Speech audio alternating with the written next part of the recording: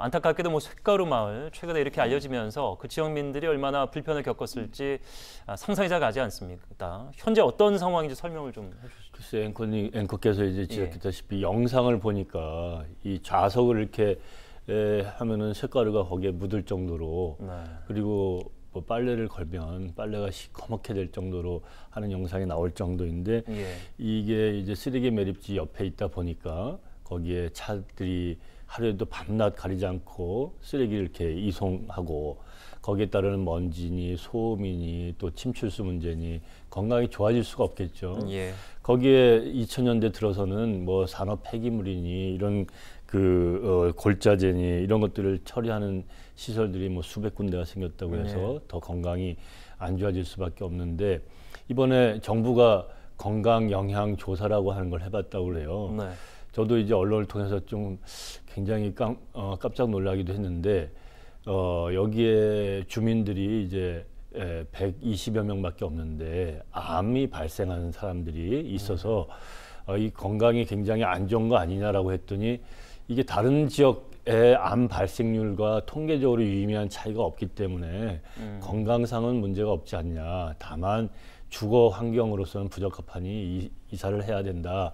이런 결과가 나와서 저로서는 과연 저렇게 환경이 안 좋은 데에 이 건강 영향평가 조사, 영향조사를 했다는 것 결과를 그대로 받아들일 수 있을까라는 데에 대해서는 좀 의구심이 남아있는 상황입니다. 말씀하신 대로 이제 서울마을 주민들은 받아들이기가 힘든 상황. 이제 전체 지역민의 12% 이상이 암 환자인데 이것이 모두 이제 수도권 매립지 인근에 있기 때문에 그 영향으로 건강을 해치고 있고 다른 질환들도 많다 이렇게 주장을 하고 있습니다.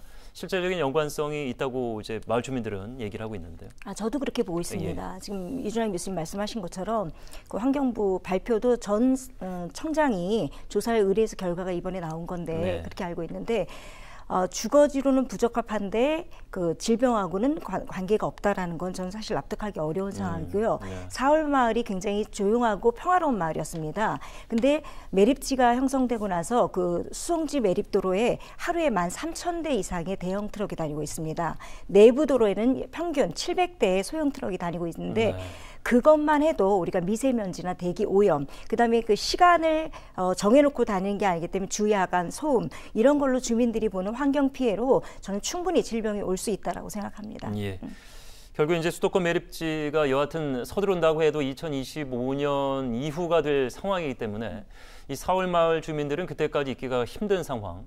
인천시가 그래서 집단 이주를 검토하겠다 이런 이야기를 밝혔는데 한 200명 그 사이에 이 인원이 한 번에 움직일 수 있는 어디 뭐 지역이 가능할지 또 금전적인 부분도 있을 텐데 가능하다고 보십니까?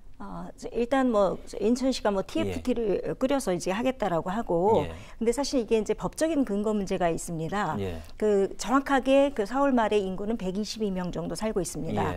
근데 그 인원이 그 이전을 하는 데 있어서 우리가 보건법에 보면 피해를 입은 자에게 최대 3배 이상의 보상을 해주고 국민 건강 예방을 위해서 국가나 지자체가 행정이나 재정적인 지원을 하게 돼 있는데 주거 문제는 거론하고 있지 않습니다. 근데 인천시에서도 지금 TF팀을 구성해서 검토하겠다라고 했지 확정적인 건 아니거든요. 그래서 사실은 이 대목에서 주민들의 건강, 이게 생명과 관계된 거이기 때문에 저는 말씀드리고 싶은 게 법보다는 강력한 어떤 행정적인 처분이 필요하지 않느냐. 인천시의 연간 우리가 그 반입수수료나 특별회계로 인해서 들어가는 그 수익금이 한 1,000억 이상 되는 걸로 알고 있습니다.